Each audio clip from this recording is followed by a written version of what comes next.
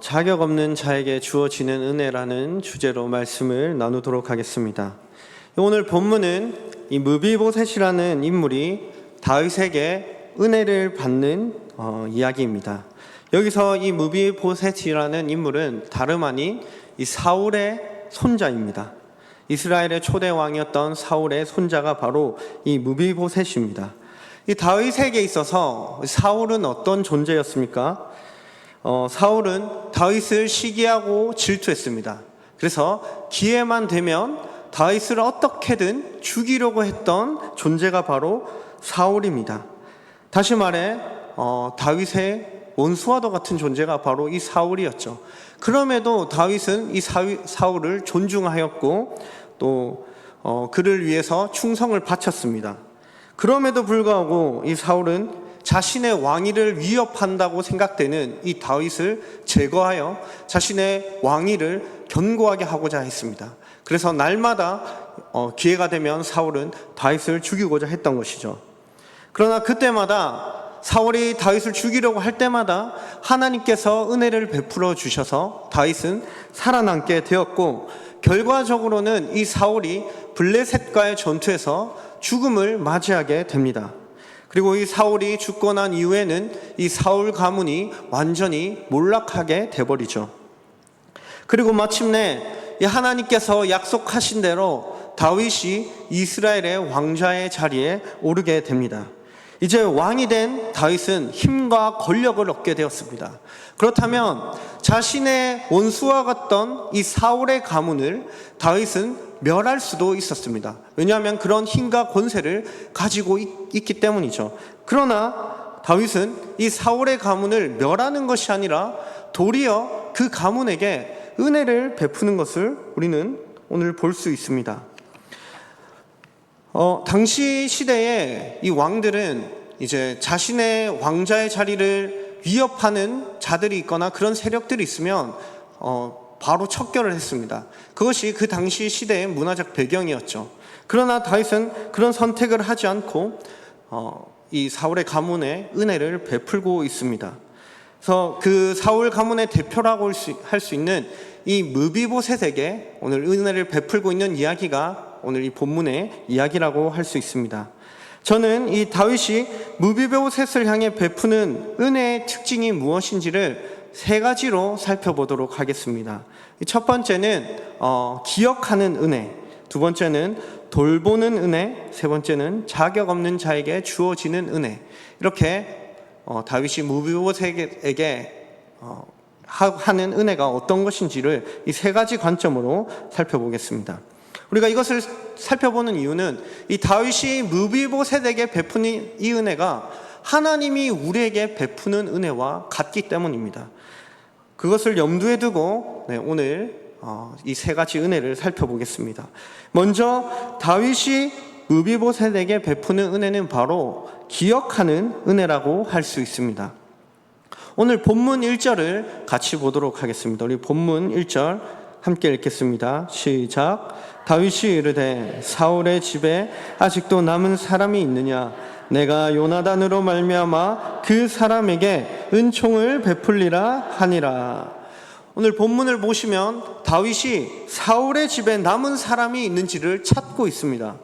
그 이유가 무엇입니까? 1절 하반절을 보면 그 사람을 제거하기 위해서가 아니라 그 사람에게 은총을 베풀기 위해서 사울의 가문에 남은 사람을 찾고 있습니다.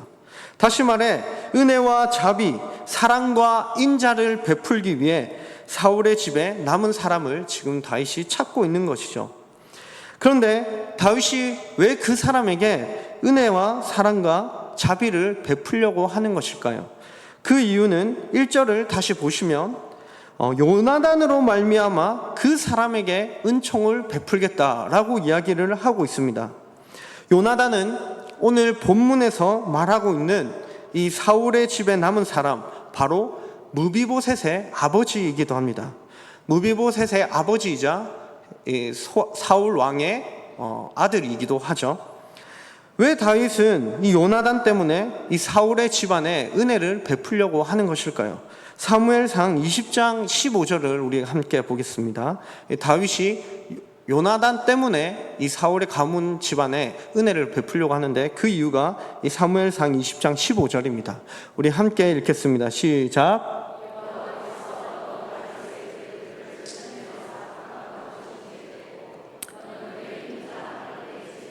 영원히 끊어버지 말라 하고. 요나단이 다윗에게 하고 있는 말입니다. 과거 이제 다윗이 사울에게 쫓겨 이 도망자의 삶을 살고 있을 때마다 요나단이 그를 도와주었습니다.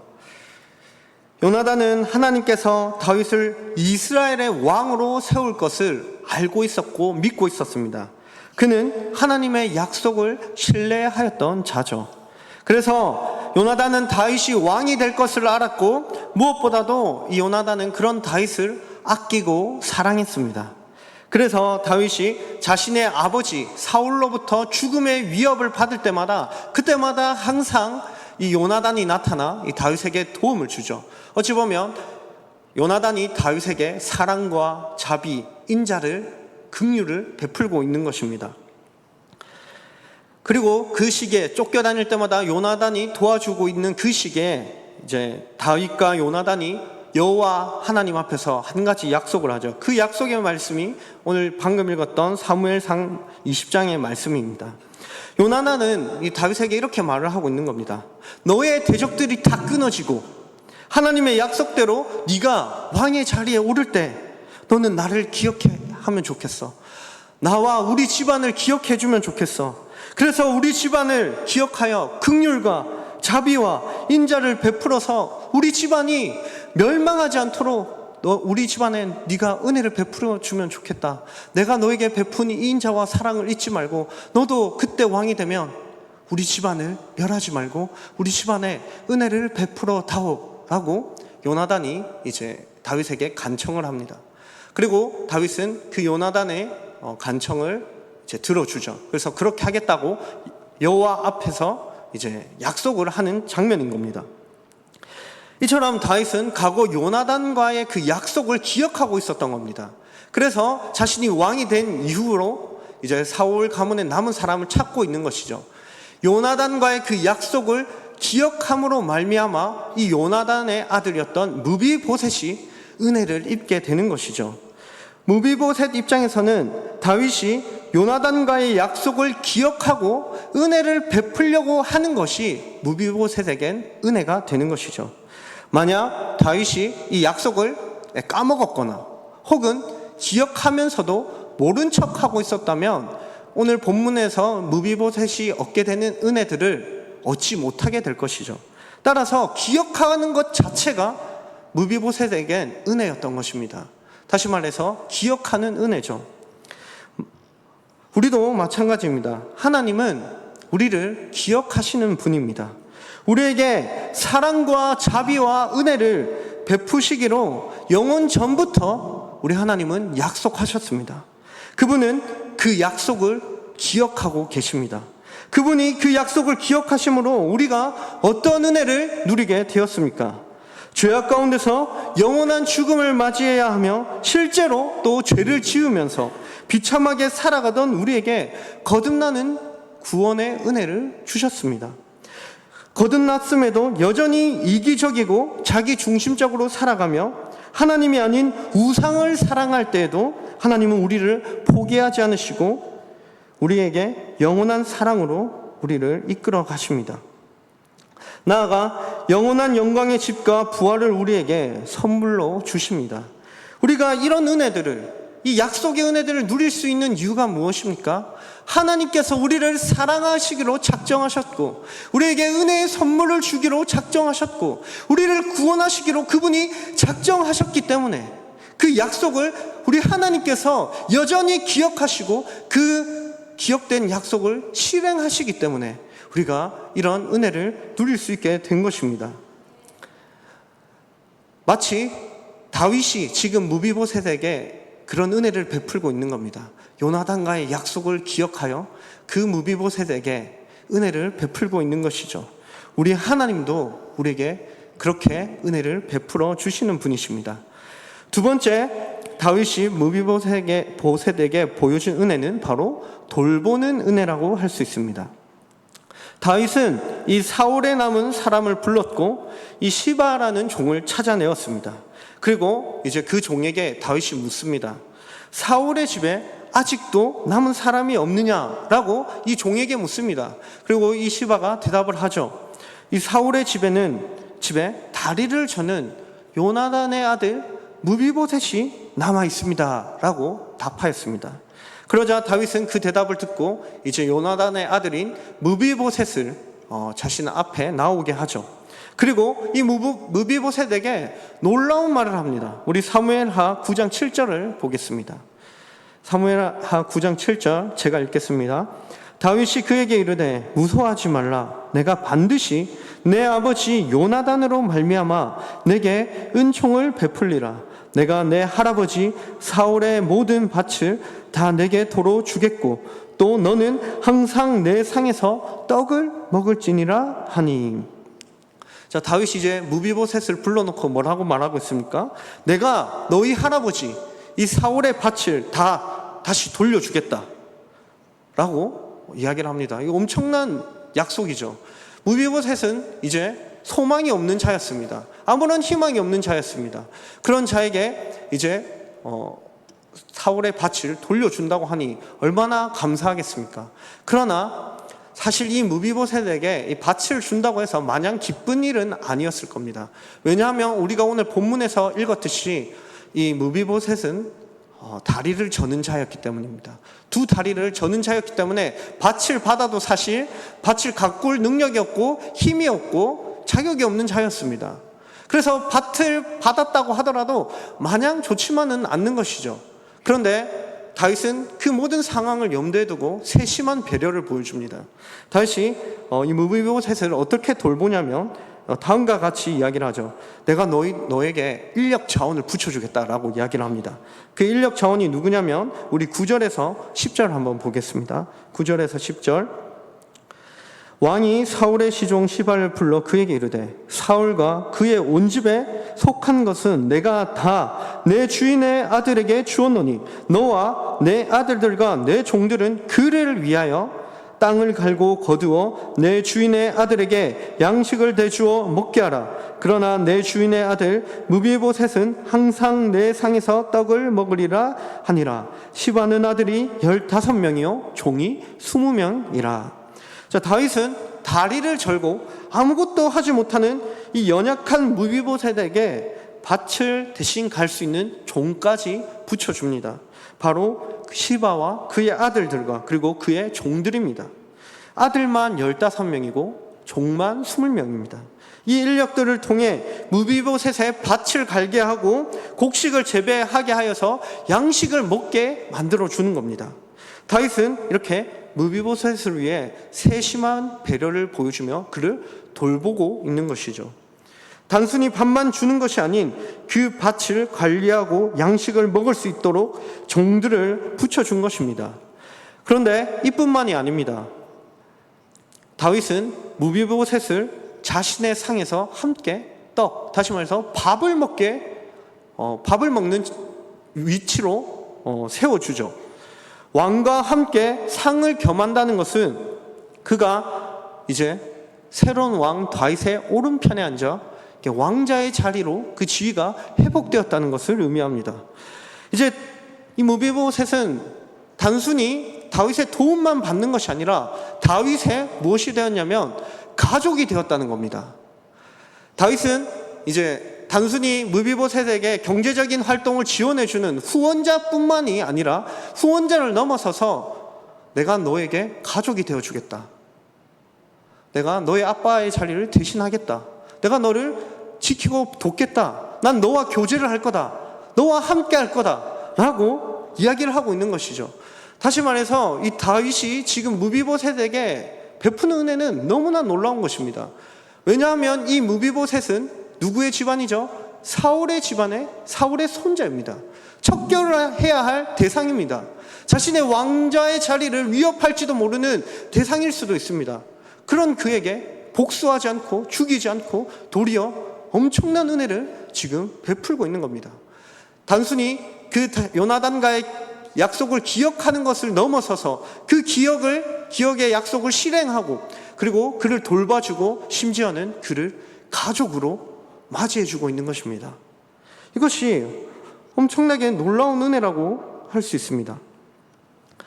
다윗의 이런 은혜는 하나님이 우리에게 보여주시는 사랑과 은혜를 떠오르게 하죠. 하나님은 우리를 기억하시고 잊지 않으실 뿐만 아니라 세밀한 부분까지 우리의 삶 속에서 신경 써주시고 돌보아 주시고 챙겨주시고 이끌어가는 분이 되어주십니다.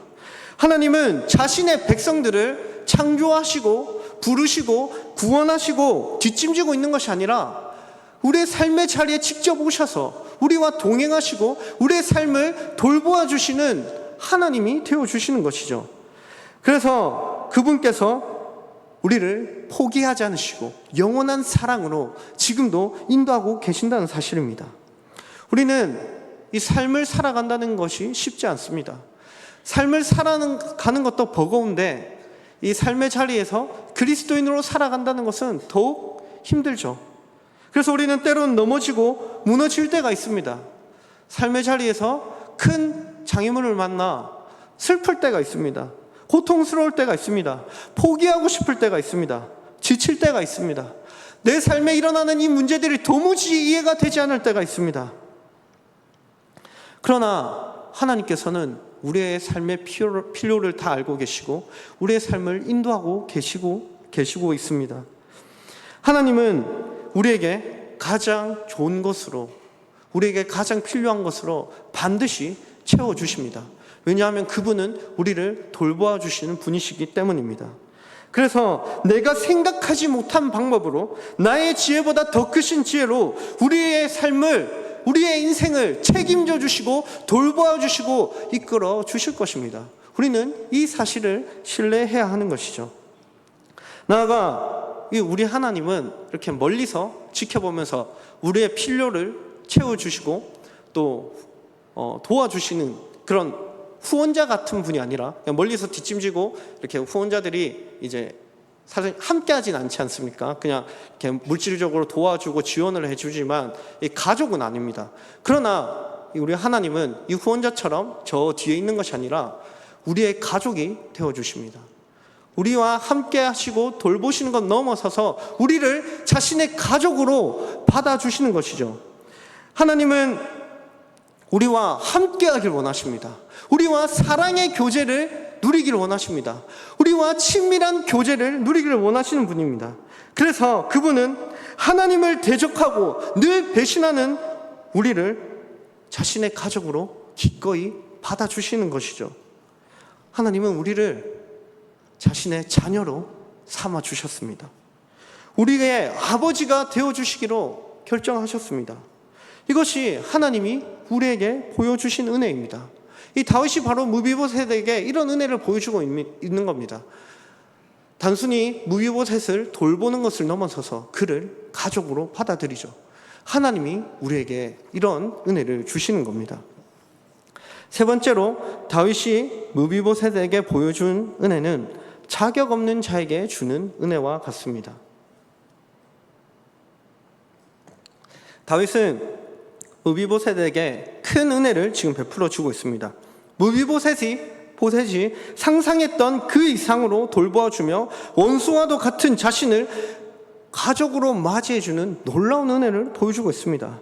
그런데 생각해 보면 무비보셋이 다윗에게 이런 은혜를 받을 자격이 있었을까요? 자격을 따진다면 그는 이 은혜를 받을 자격이 하나도 없습니다. 일단 무비보셋은 누구의 손자입니까?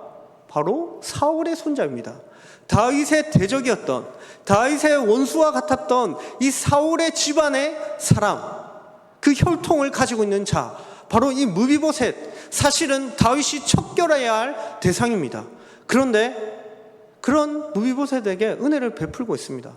자격으로 따진다면 그는 다윗의 원수입니다. 다시 말해서 다윗이 주는 이 은혜를 누릴 자격이, 조건이 하나도 없는 존재라는 것이죠. 따라서 다윗이 사실은 이 무비보셋을 죽여도 그 누구도 뭐라 하지 않을 상황이었습니다. 그러나 다윗은 원수와도 같은 그에게 도리어 사랑과 자비와 은혜와 인자를 베풀고 있습니다. 그뿐 아니라 이 무비보셋은 두 다리를 저는 장애를 가지고 있었습니다. 이 무비보셋이 5살 때 이 블레셋과의 전투가 일어나는데, 그때 유모가 이 무비보셋을 안고 도망치다가 이 무비보셋을 떨어뜨리게 됩니다. 그때 이 무비보셋이 두 다리를 다쳐서 이제 평생을 두 다리를 절면서 살게 된 것이죠. 이 두 발을 절게 되어 제대로 걷지 못하는 무비보셋은 혼자서는 사실은 아무것도 할 수 없는 존재라는 의미입니다. 이 두 다리를 전다는 것은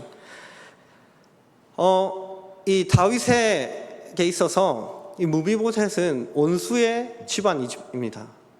그런데 원수의 집안이지만 다윗에게 만약 이 무비보셋이 기능적으로 필요한 존재였다면 이 살려둘 명분은 있었겠죠. 다시 말해서 다윗에게 있어서 이 쓸모가 있었다면 무비보셋을 그래도 살려둘 명분이 있었을 겁니다. 그런데 오늘 본문을 보니까 이 무비보셋은 두 다리를 절고 있습니다. 다시 말해서 다윗에겐 아무런 도움도 안 되는 존재라는 것이죠. 기능적으로 아무런 쓸모가 없는 존재라는 겁니다. 다시 말해서 조건으로 따져도 그는 장애를 가지고 있는, 아무것도 혼자서 아무것도 할 수 없는, 다윗에게 아무런 쓸모없는 존재. 자격으로 따지면 사울의 후손이며 조건으로 따지면 아무런 쓸모없는 존재. 이런 존재가 다윗의 은혜를 받을 자격이 있겠습니까? 아무런 자격이 없습니다. 그는 혼자 아무것도 할 수 없습니다. 해낼 수 있는 게 없습니다. 그저 자신의 삶의 현실 앞에서 한탄하며 고통스러워하며 슬퍼하는 것밖에 그가 할 게 없었던 것입니다. 그는 연약합니다. 그의 삶에는 이제 소망이라는 것이 없습니다. 절망적인 상황에 놓여 있습니다. 스스로 자신의 삶을 세워가고 구원할 능력이 그에겐 아무것도 없다는 것입니다. 그것이 두 발을 전다는 의미입니다. 아무것도 못하고 두 발을 저는 무비보셋에겐 그저 죽음밖에 기다리는 것이 없었습니다. 그런 무비보셋을 다윗이 부르고 있습니다. 무비보셋은 이제 죽게 되었다고 생각했을지도 모릅니다. 드디어 그날이 왔구나. 심판의 날이 왔구나. 다윗이 드디어 나를 죽이겠구나. 그래, 어차피 두 다리 저는 인생, 나 혼자 아무것도 못하는 인생, 소망 없는 인생, 그래 그냥 죽자. 다 포기하는 마음으로 다윗에게 나아갔을지 모릅니다. 그런데 그때 다윗이 무비보셋에게 놀라운 말을 하죠. 내가 너에게 은혜를 베풀 것이다. 내가 너를 도와줄 것이다. 내가 너를 돌볼 것이다. 너는 나의 가족이 될 것이다. 너는 이 왕자의 자리에 앉게 될 것이다. 스스로가 아무리 생각해봐도 이런 은혜를 받을 만한 자격과 조건이 자신에겐 아무것도 없었습니다. 그것을 무비보셋도 인식하고 있었습니다. 아니, 나에게 왜 이런 은혜를 베푸십니까? 내가 자격과 조건을 따지면 당신에게 죽임을 당할 수밖에 없는 존재인데 왜 나에게 이런 은혜를 베푸십니까? 그런 고백을 무비보셋이 오늘 본문 8절에서 합니다. 우리 8절을 함께 읽겠습니다. 시작.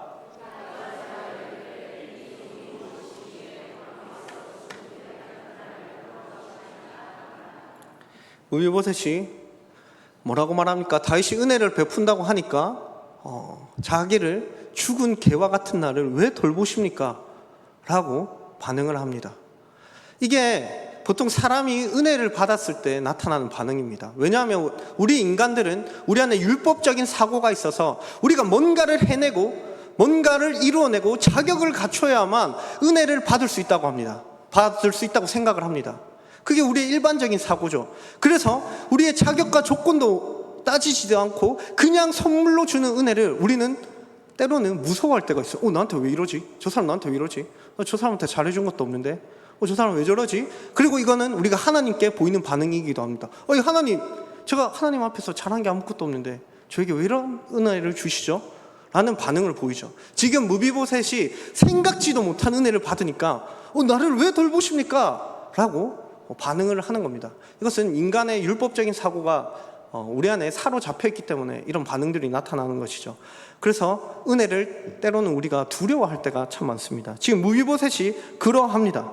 그리고 무비보셋은 자기를 이렇게 표현하고 있죠. 나는 죽은 개와 같습니다. 그런데 왜 나를 돌보아 주십니까? 당시 이 유대 사회에서는 이 개는 부정한 짐승에 해당했습니다. 그리고 이 시체도 부정하게 여겼죠. 그런데 이 부정한 개 그리고 부정한 시체까지 다 합쳐서 지금 합성어죠. 죽은 개. 안 좋은 거는 지금 다 합쳐서 자기를 표현하고 있습니다. 이게 무슨 의미입니까? 나는 부정하고 더러운 자입니다. 나는 은혜를 받을 만한 자격과 조건이 하나도 없는 비참한 존재입니다. 나는 무가치한 존재입니다. 라는 고백입니다.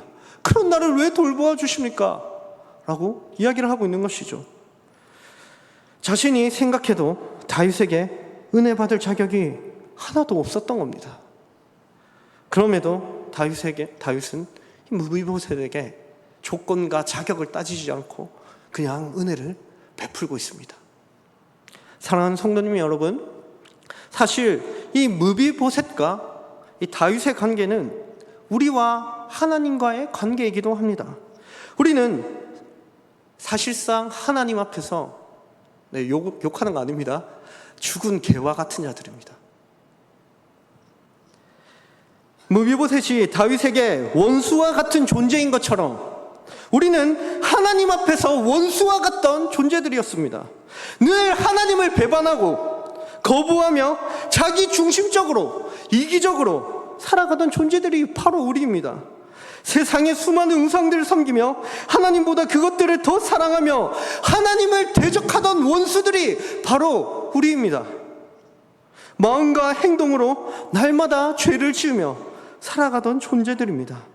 그렇게 하나님으로부터 벗어나 미련하게도 스스로 영원한 죽음을 향해 걸어가던 비참한 존재, 죽은 개와 같은 존재, 영적으로는 다리를 저는 소망이 없는 존재가 바로 하나님 앞에서 우리의 모습이었습니다.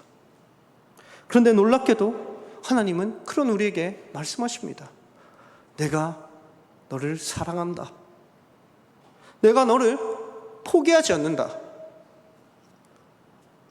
그분은 우리에게 그런 놀라운 사랑과 은혜를 베풀어 주십니다. 그분은 우리를 향한 약속을 잊지 않으셨습니다. 우리를 돌보아 주고 계십니다. 돌보아 주시는 것을 넘어서서 이제는 우리를 자신의 자녀로 삼아 주시며 자신의 가족으로, 하나님의 가족으로 여겨주고 계십니다. 우주 만물을 창조하시고 통치하는 왕이신 하나님이 죽은 개와 같은 우리를 가족으로 맞이해 주셨습니다. 생각해보면 우리가 이런 은혜를 받을 자격과 조건이 있습니까? 우리는 그저 하나님 앞에서 죽은 개와 같으며 하나님께 있어서 아무런 쓸모도 없는 다리 저는 자들입니다. 그런 우리를 하나님이 사랑한다고 말씀하십니다. 우리를 구원하시겠다고 말씀하십니다. 우리를 구원하는 것을 넘어서서 구원받은 자답게 거룩하게 살아가도록, 신실한 백성답게 살아가도록 내가 너희와 함께하고 돌보고 내가 너를 만들어 가겠다라고 말씀하십니다. 우리를 사랑스럽고 아름답고 영광스러운 존재로 하나님께서 은혜로 변화시켜 주십니다. 가장 놀라운 것은 그분의 가족이 되게 하셔서 영원토록 함께 즐기며 누리며 노래하며 만찬을 즐기는 이 영광을, 그분의 집에서 이 만찬을 즐기는 영광을 우리에게 주십니다. 우리의 자격과 조건을 보는 것이 아니라 그분이 그저 은혜로 우리를 이렇게 대하여 주시는 것입니다. 다시 본문으로 돌아와서 무비보셋은 어떻게 다윗에게 이런 말도 안 되는 은혜를 누릴 수 있었습니까? 앞에서 살펴보았듯이 무비보셋에게 어떤 자격과 조건이 있어서가 아니었습니다. 자격과 조건을 따진다면 그는 다윗으로부터 구원받을 만한, 은혜를 받을 만한 것이 아무것도 없습니다. 그럼에도 무비보셋이 이 은혜를 누릴 수 있는 것은 자신 안에 있는 어떤 조건과 자격이 아닌 외부로부터 임하는 어떤 힘과 약속 때문이었습니다. 그것은 바로 무비보셋의 아버지 요나단 때문이었죠. 앞서 살펴본 것처럼 과거에 다윗은 요나단과 약속하였습니다. 요나단은 하나님의 말씀에 온전히 순종하였습니다. 그래서 다윗을 왕으로 인정할 수 있었던 것이죠. 그리고 하나님의 말씀에 순종하면서 요나단은 다윗을 늘 지켜주었습니다. 다시 말해서 요나단은 다윗 앞에서 늘 사랑과 자비와 은혜와 인자를 다윗에게 베풀었습니다. 다시 말해서 다윗 앞에서 요나단은 의와 선을 행한 것이죠. 다윗은 요나단의 그 선과 의, 자신에게 행한 그 사랑과 자비와 은혜와 인자함이 있었기 때문에, 그 요나단의 선과 의가 있었기 때문에 다윗은 그것을 보고 무비보셋에게 은혜를 베푼 것입니다. 무비보셋의 자격과 조건을 본 게 아니라 요나단이 행한 그 의와 선을 보고 그 약속을 기억하고 무비보셋에게 은혜를 베푼 것이죠. 요나단은 다윗에게 말했습니다. 다윗이여, 너는 이스라엘의 왕이니 우리 집안을 불쌍히 여겨다오. 우리 집안을 긍휼히 여겨다오. 우리 집안에 은혜를 베풀어다오. 내가 하나님의 말씀에 순종하여 너를 왕으로 인정하고 사랑하였으니 너도 나에게 인자를 베풀어다오. 내가 너의 앞에서 은혜와 사랑과 자비와 인자를 베푼 이 선을 기억해 주어 해다오. 이 선과 의를 기억해다오. 나의 너의 앞에서 행한 이 선과 의, 이 순종을 봐서라도 우리 집안을 불쌍히 여겨주고 우리 집안에 긍휼과 은혜를 베풀어줘서 우리 집안을 너의 집안에서 영원히 멸절되지 않도록 지켜다오. 꼭 이 약속을 지켜다오 라고 요나단이 다윗에게 말했죠. 다윗은 그 약속을 근거로 무비보셋에게 은혜를 베풀었습니다. 다윗은 요나단이 자신에게 온전한 자비와 사랑과 은혜를 베풀어 이루어낸 그 선과 의 때문에 그의 요청을 받아들였던 것입니다. 그래서 무비보셋이 다윗으로부터 놀라운 은혜를 누릴 수 있게 되었습니다.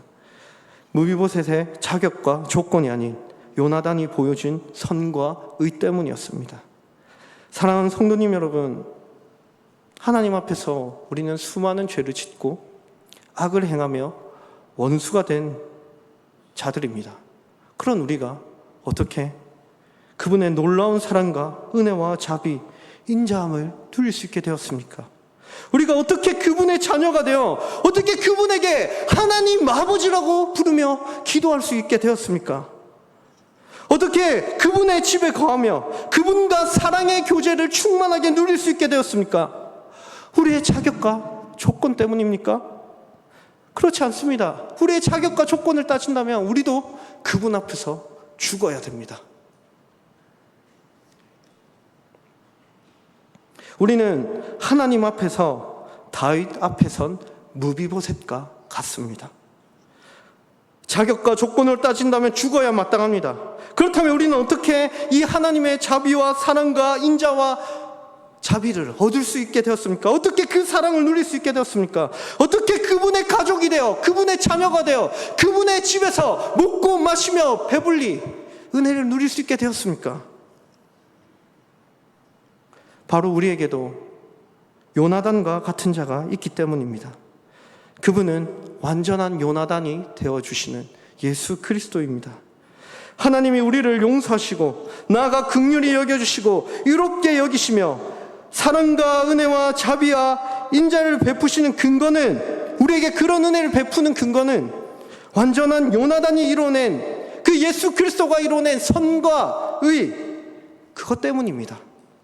마치 다윗이 요나단이 보여준 선과 의를 보고 무비보셋에게 은혜를 베풀어 준 것처럼 말입니다. 우리의 구주이시며 완전한 요나단 되시는 그 예수 그리스도를 바라보십시오. 하나님 앞에서 원수였던 우리를 살리시기 위해 그분은 하나님을 온전히 사랑하고 순종하여 십자가에서 죽으시고 부활하심으로 완전한 선을 이루어내셨습니다. 완전한 의를 이루어내셨습니다. 그런 완전한 의를 이루신 그 예수님께서 왕이 되시는 하나님께 나아가 말을 하고 있습니다. 하나님, 저 죄인들을 용서하여 주십시오.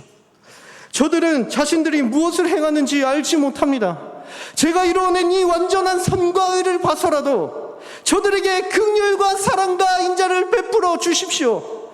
제가 이뤄낸 이 완전한 의를, 이 완전한 선을 저들의 것으로 여겨 주십시오. 저를 봐서라도 저들을 받아주시고 아버지의 집에서 끊어버리지 말아 주십시오. 저를 봐서라도 저들이 아버지의 식탁에 참여하여 배부르게 하여 주십시오. 저를 봐서라도 저들이 아버지의 영원한 사랑을 누리게 하여 주시옵소서. 그렇게 요나단이 다윗에게 나아가 말했던 것처럼 우리 주 예수 그리스도는 왕이신 하나님께 나아가 그 은혜와 인자와 사랑을 베풀어 달라고 요청하고 계십니다. 우리가 어떻게 하나님의 자비와 사랑과 은혜를 얻게 되었습니까? 십자가에서 죽으시고 부활하심으로 우리의 모든 죄를 대속하시고 완전한 선과 의로움을 우리에게 값없이 주신 예수 그리스도 때문입니다. 마치 다윗이 요나단 때문에 무비보셋을 가족으로 받아준 것처럼 하나님은 예수 그리스도 때문에 우리를 자녀로, 가족으로 받아주실 수 있었던 겁니다. 이제 우리 하나님은 예수 그리스도 안에서 우리를 포기하지 않으십니다. 우리를 영원히 사랑하겠다고 결정하셨습니다. 고난과 역경, 고통이 찾아올 때라도 우리는 무너지지 않습니다. 그리스도 안에서 우리는 다시 일어설 수 있습니다. 그분의 은혜를 기억하며 나아갈 수 있습니다. 우리가 똑같은 죄로 넘어지고 무너질지라도, 쓰러질지라도 그리스도 안에서 우리는 다시 일어날 수 있습니다. 회개하고 돌이킬 수 있습니다. 그리고 그분의 사랑을 바라볼 수 있는 존재가 되었습니다. 예수 그리스도께서 이 모든 것을 누리게 하시는 우리의 완전한 요나단이 되어주십니다. 그분을 바라보십시오. 그분 안에서 이제 하나님의 사랑에 반응하십시오. 그분의 영원한 사랑을 바라보십시오. 그리고 그 사랑을 누리고 기뻐하고 즐거움으로 다른 사람들에게도 인자와 자비와 은혜와 긍휼을 베풀기를 간절히 소망합니다. 우리가 그 사랑과 은혜를 누리며 우리에게 주어진 자리에서 그분의 사랑과 은혜를 실천하며 실행하며 그리스도 안에서 날마다 기쁨과 즐거움을 누리는 우리 모두가 되기를 간절히 소망합니다.